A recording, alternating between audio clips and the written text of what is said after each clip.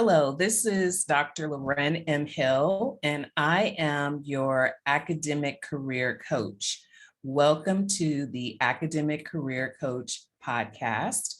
And today I have a special guest with me, Dr. Orlando Taylor.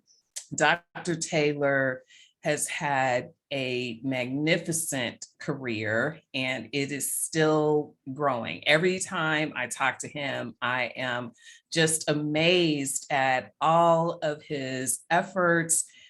He's so inclusive in his work and he really takes the long view. So I want to, give, my own round of applause to Dr. Orlando Taylor. He is really special in my life. He has helped me so much in my career in higher ed, as with others. And, but I like to think that I'm a special. And so he has a way of making everybody feel special. But I really want to, acknowledge his accolades and just, I could go on and on. So let's just jump right in. You're very welcome, Dr. Taylor. And, I wouldn't say any of that if it weren't true. And I know that many others have said that as well. You were recently, in an article, well, you always are in articles, but there was a really great article about you recently where it brought up the fact that you, over the years, you really have had like hundreds of mentees. And I aspire to that number as well. And I'm just glad to say that not only have you been one of my, you've been one of my influential mentors, you've been a champion, you've been a sponsor, you've been part of what I like to call the team me. So for those of you who have read the blog on the team me or heard me talk about team me, Dr. Taylor has occupied a number of those positions. And one that is really, I'd like to highlight is an ally. So in today's discussion with Dr. Taylor, we're going to come back to that point of how he has been an ally and how he continues to be. So Dr. Taylor, can you tell us about sort of, what's your career path been and what led you to the Academy? Wow. First of all, thank you for those very complimentary statements. I hope that I can live up to them. So,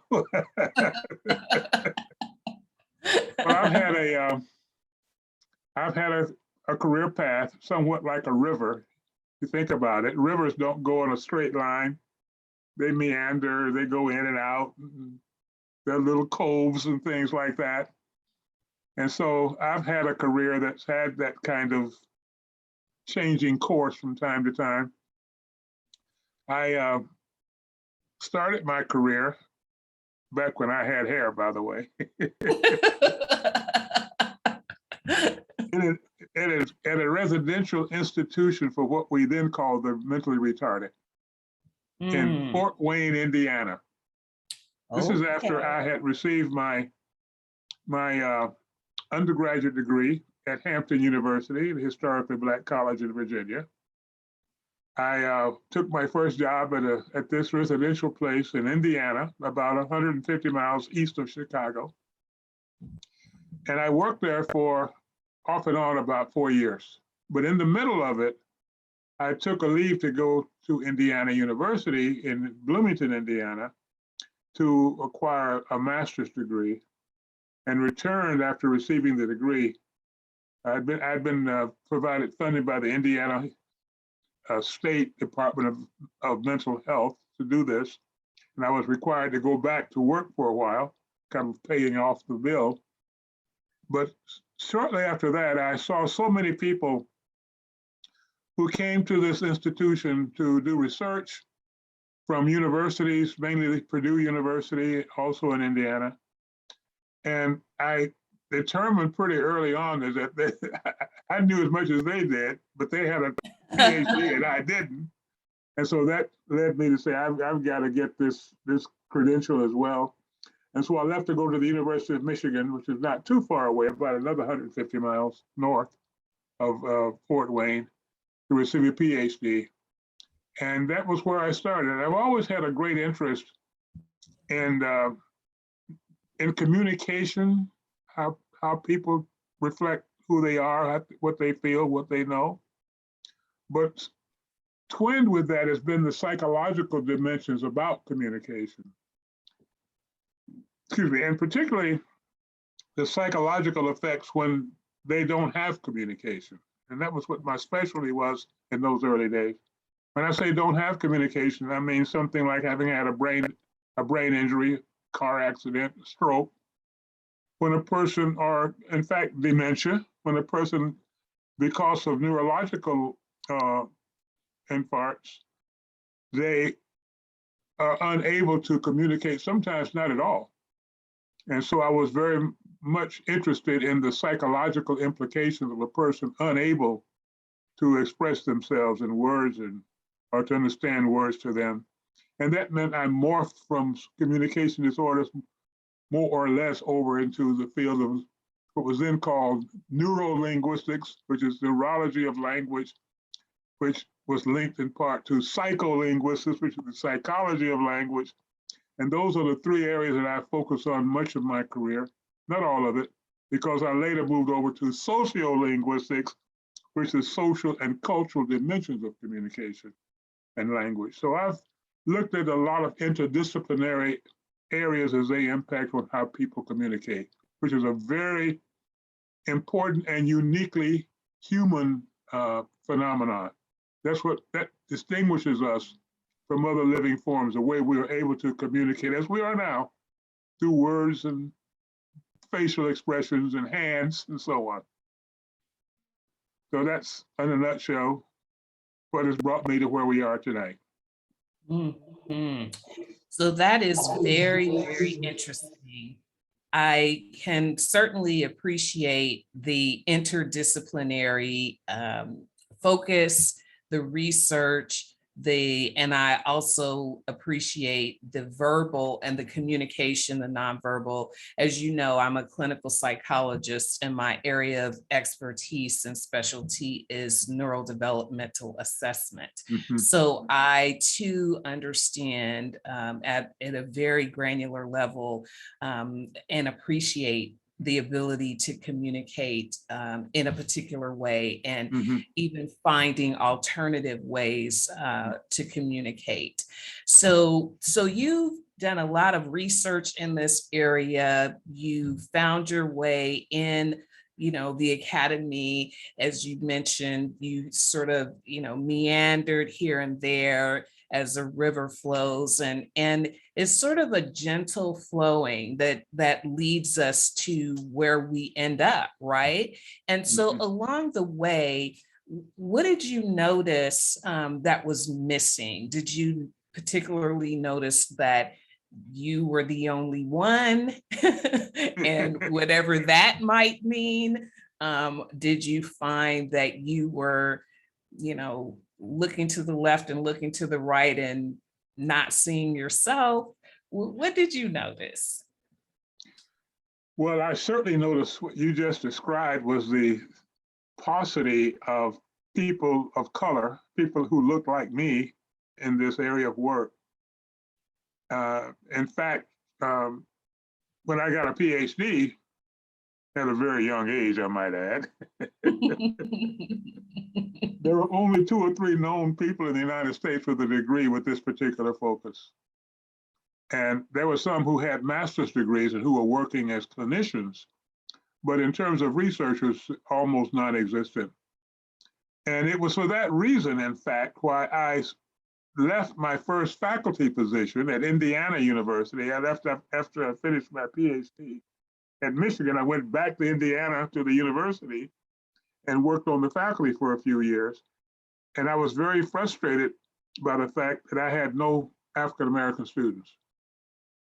And so it was for that reason that I took leave, came to Washington, I went to Washington rather, to work on a research project that focused mainly on language issues around Black children who were often misdiagnosed by psychologists and sometimes by speech and language pathologists as having a problem. They were being tested with instruments that made certain presumptions about language.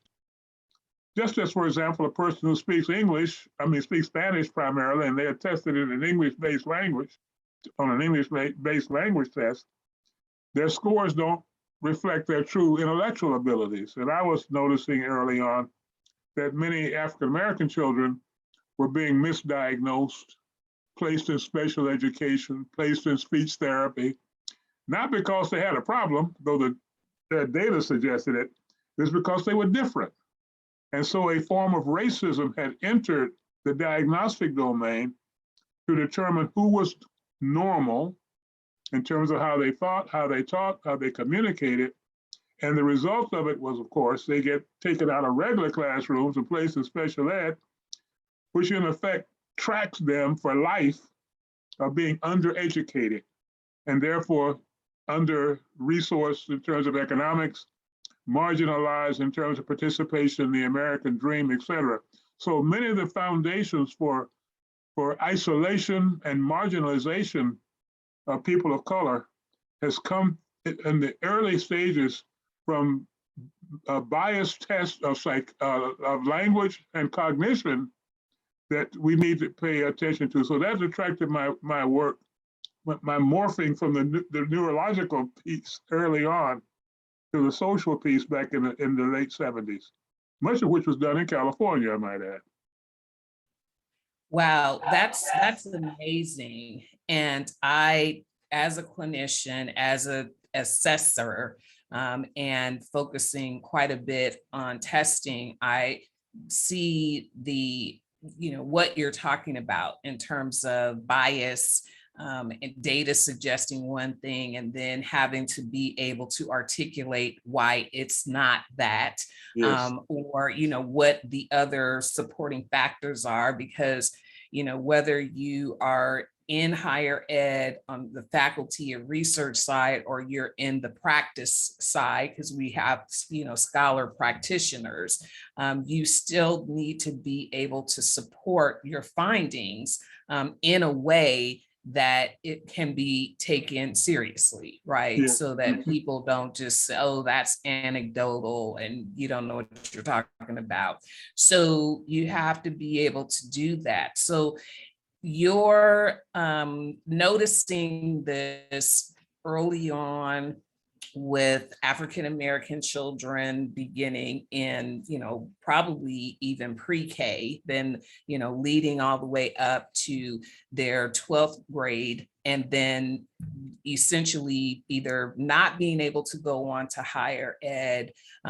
It's a direct, we would say they're correlates, right? Like there's a reason that you don't see, these people or these children in higher ed, because they've been taken off of the path towards that.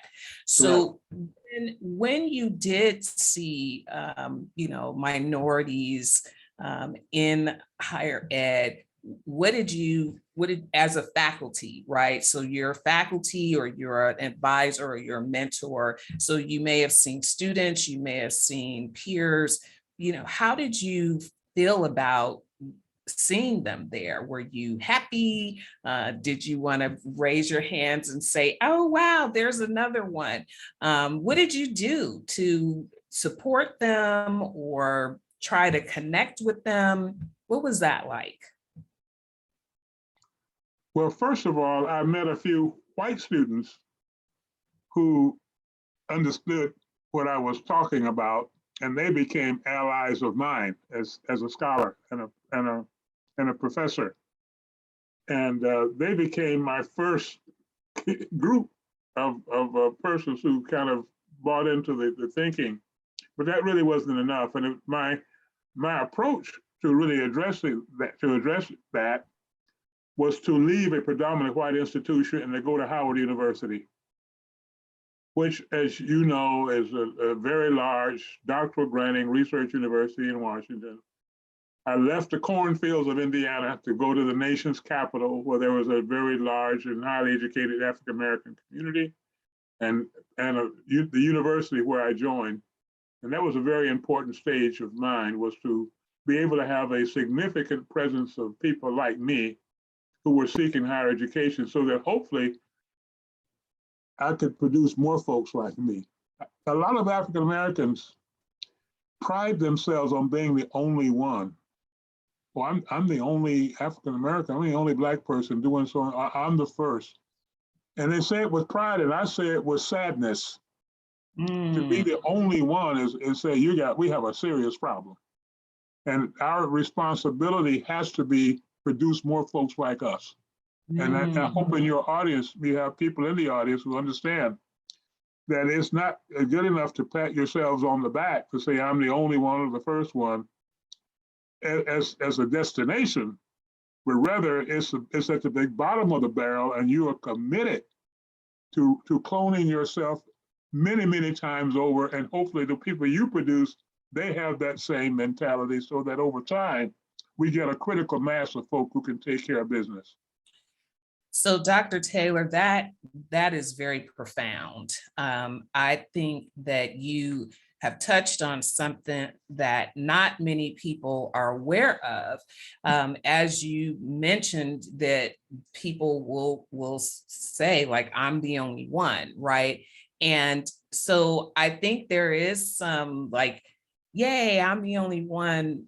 But then that quickly can be lonely, isolating. Yeah. It could be burdensome. So if we were to then take in what you just said about, okay, great, we've thrown you your ticker tape parade, you're the only one, but let's not sort of, rest on the laurels there, because if you are there, then you have opened up the space to be able to allow others to come in and maybe be able to get that critical mass if that's part of your mission. So yes. I really appreciate that.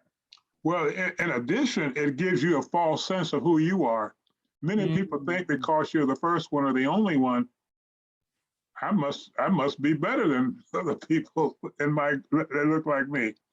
No, it probably means you were just fortunate. You were lucky. You had opportunities. And if there are a lot of people who are actually much more talented than you who never had the opportunity. So you don't want to fall into the trap of thinking if you're the first and the only or one of few, that you are therefore among the smartest, among the best, among the most talented. I would rather say you've been among the most fortunate. There are many talented folk in our communities who never get to a college, and who get to a college, never get to a graduate school. Yeah. Or who never get an opportunity to become the researchers or practitioners that we might be. But had they had the same opportunity and motivation and counseling and mentoring, they would have done more than we do. So that's a very important perspective we have to always keep in mind. We're just lucky to be where we are. I agree. I totally agree. And I think, if we're all honest with ourselves, which, many of us are, and sometimes it just takes someone to kind of tap you on the shoulder and say, hey, let's think a little bit differently about this, yeah. Right?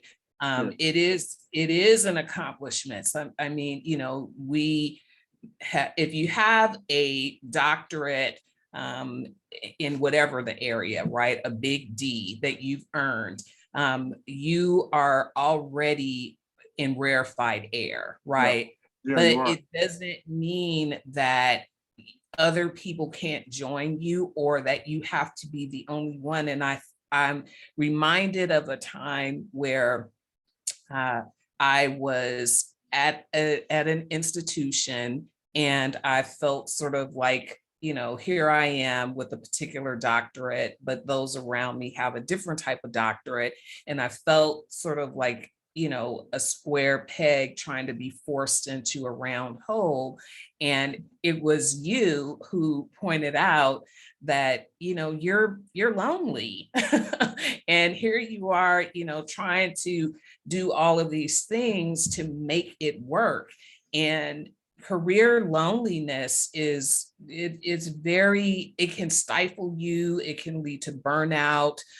You can start to doubt yourself. And so when you're in these places of rarefied air, it's just great to be able to have someone who can sort of speak into you and acknowledge, hey, here's what's going on with you. So that brings me to my next question about your mom, right? Your mom spoke into you at a very early age. And I know you talk about her with great fondness. And so tell us about your mom. It's very interesting that you're asking me about my mom tonight. My mother's birth would have been, if she were alive, was April the 13th, which I believe was yesterday. Yes. Hey, yes. Happy birthday, Mom. Yes, happy birthday. My mother had grown up in rural Alabama, and she happened to be fortunate enough to have a father and mother who would refuse to give in to the miseducation of their children. It is at a time when there was no high school available for Black kids in the same county, by the way, where 𝘂𝗵𝘁 University is located, Dallas County, Alabama.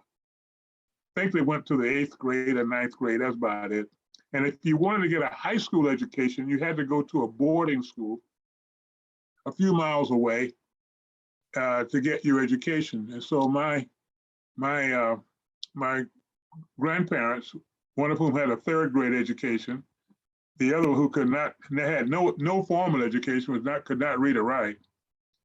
They used their commitment to educating their daughters and their 1 son, 5 daughters and 1 son, to all go to this high school, this boarding school, to get their undergrad degree.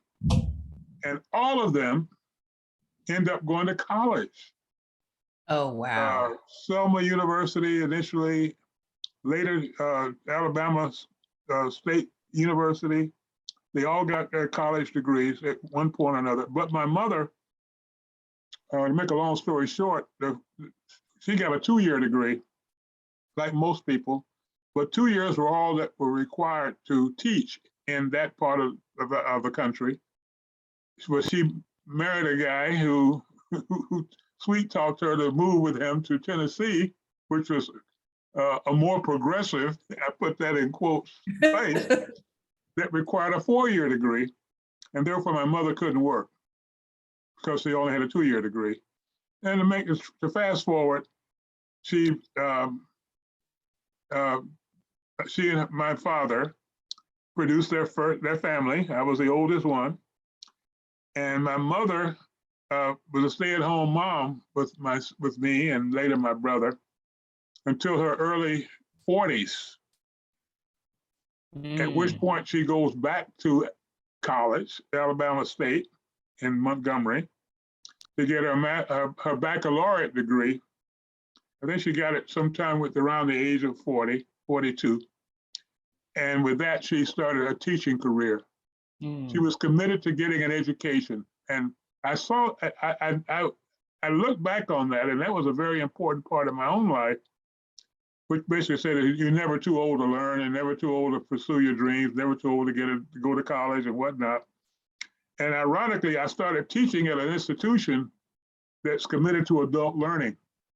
But I grew up in an adult learning family. My mother gets her undergrad degree at 42. And then again, to make a long story short, by this time I'm grown up, and I later go to college myself. They send me and my brother both to college. But I end up going to graduate school at Indiana University again. That university keeps cropping up. Yes. To work on my master's. And then at that point, I said to my mother, Mom, why don't you come up here to Indiana and get your master's degree too? Wow. And she agreed. And so my mother and I actually became graduate students at the same time, working on our master's degrees. and she lived with me and my then wife, late wife. And actually, I got my master's degree before she did, and I ended up typing her master's thesis. But she and I were very close in terms of education. And she inspired me to believe that you're never done, you're never finished. And no matter what your age is, and I have spent a lot of my own life, including right now, in an academic environment where I have students sometimes 50, 60, 70 years old, because we have to always be in a position of advancing ourselves. That's my mother. And most people say I'm like my mother. Oh, wow. That is amazing. So, And her husband, by the way, my father, who only had a high school education, worked 2 or 3 jobs to support his wife to make sure she got her education. He was the man supporting the woman to go get a graduate degree, not the other way around, which historically women are supporting the men to get a degree. I saw a man supporting his wife, his loved one, to get a degree. And that led to my support to this day, a strong supporter supporting women as a man to advance their opportunities. That is an amazing love story. And I say that in a broad sense of the family love story, right? From your grandparents to your parents to you. And I can see how that would really be in your DNA, if you will, to be supportive and wanting people to be their best selves. And that can happen, at any time. And so your mother was a great role model in a number of ways. And I really appreciate you sharing with us that she returned to school a little later in life. So she wasn't really a traditional student, and how there are times when women of color, BIPOC individuals don't take the straight path to higher ed, right? They too have sort of a meandering path that leads them there. And so in considering everything that we've talked about, I think it's interesting that there are any faculty of color, in higher ed. It's not only interesting, it's probably statistically like an anomaly that we then exist. And so if we are rare, but we are there, what are some things that we can do to keep us there? I know that you have often spoken to me about, wishing that I would have stayed connected to higher ed in some way or another. And so I always hear you in my ear when I'm approached with a position. I'm like, I think that we should be there. But I also know that, in addition to whatever tip you're going to give us, I know that you were one of the co-founders of the STEM Women of Color Conclave and the Leadership Colloquium. So I'd like to spend some time talking about that as we sort of come to the end of our interview. Well, one thing is something I think all of your listeners should buy into, is that each one, not just bring one, but bring many. That we all have to commit to bringing along a boatload of folks like us. And the one place to really do a lot of the things we've been talking about tonight is in the colleges and universities of our country. And it is imperative for students to see people like themselves who are committed to them. But we can't really do it. It's not enough to go around. If you say you want to see more Black physicists in America, for example, I was having a conversation today about, I asked this person who has a PhD in engineering, how many women have you met in your lifetime with a PhD in physics? And she started counting, and it was an embarrassment to her. The numbers were tiny. I say, until people can see folks like them, then it makes it more difficult for them to believe that they can do something else. They need to see people like themselves. And there are over 4,500 colleges and universities in the United States. Every one of them, for example, almost every one of them will have a math department. Well, there's not 4,500 PhD mathematicians in America today, African American, who are in higher education. We don't produce but about 20 a year. Not enough. It's not enough to go around.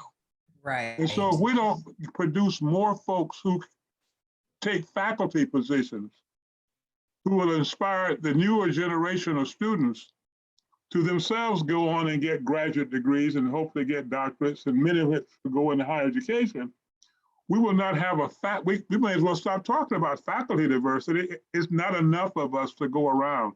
And we are piled up only in certain fields, mainly education, and in the social sciences, some humanities. STEM, almost tiny numbers. And so it's foolhardy for us to say we've got to improve the number of graduates in so-and-so field, but we don't have folks in the faculty who are committed to that and don't have enough faculty like us in those fields. So that's why I've spent most of my career in trying to build faculty diversity and have faculty who are diverse to commit to bringing a whole boatload behind them, with them. That's great. That's amazing. And that is why I think you are the picture of an ally, right? So you are in spaces where many of us aren't. So an ally is someone who can be in a space and represent those who aren't there. So I really appreciate your efforts in that area to, diversify higher ed in a very specific way. And so let's talk about, in just the few remaining moments that we have, let's talk about the STEM Women of Color Conclave. And people will be able to find out more by going to the link I'm going to provide it at the end of the episode. But the STEM Women of Color Conclave and Leadership Colloquium. What is that about, Dr. Taylor? Well, first of all, I'm honored to be an ally in this particular group and to have been able to help to get grant money to support it. Over about 57% of all African Americans in college today, for example, are women. Actually higher than that. Of all racial groups, 57% of all people in college education today are women. And among people of color, that number gets into the high 60s. Okay, so we start with that. So if you say you want to have more diversity in general in higher ed, you got to start with women, because there's more women in the pipeline to start with. Yes. But in the STEM disciplines, which really are the economic drivers of the economy and much of the direction of the nation right now, you don't get 57% of women, and you don't get 65% of African American women. So you go to a field like engineering, you don't have 65, you don't have the same ratio. And so the Society of STEM Women of Color is an organization that's committed to not only advancing women mainly in higher education in STEM, but also to advance them into roles of leadership where they can be in positions to, again, bring those numbers up we just talked about. And by the way, STEM includes the social sciences as well. It includes fields like anthropology and psychology, and political science and anthropology and so forth. So STEM includes them as well. And those numbers are also small. When's the last time your audience has met a PhD in anthropology? Yes. Economics, how about economics? Which drives so much of the issues around employment and things like that. It's tiny. Most folks in your listening right now never met a PhD with a PhD in economics. Right. So that's there you are. It speaks for itself. Yes. And in this time, in this climate, that's really important, right? We have had a number of things happen with the pandemic. We've had, various shortages in driving the economy back to where it's supposed to be. And so people who are making those types of decisions need to have a PhD, think tanks, and all of this type of fun stuff. So, you and I could go on and on and on, but this has been a really rich conversation. I'm so happy that we were able to make time in your busy schedule to have this conversation today and learn more about how you moved through as a meandering river to get you to this point. And I'm just so happy that our paths crossed, and you are one of my favorite allies. And what's next is the conclave, right? That's coming up. In So 6 weeks. wow. In June of this year. And this is an annual conclave. It's supported by the National Science Foundation. It's focused primarily on those same STEM disciplines I just talked about, including the social sciences, and that's where you come in. So I'm continuing with that. I'm also involved with something called the Center for the Advancement of STEM Leadership, because a number of us have recognized until we have more people of color in positions where they make decisions about where the money goes and who gets hired and who gets not hired, who sets priorities. They come with titles like dean, chair, provost, president, and Yes. we've got a lot of work to do there. So the center that I'm involved in is looking at how we can raise those numbers, and particularly looking at the impact of the historically Black colleges and universities in producing that pipeline, including myself. I'm a graduate of an HBCU.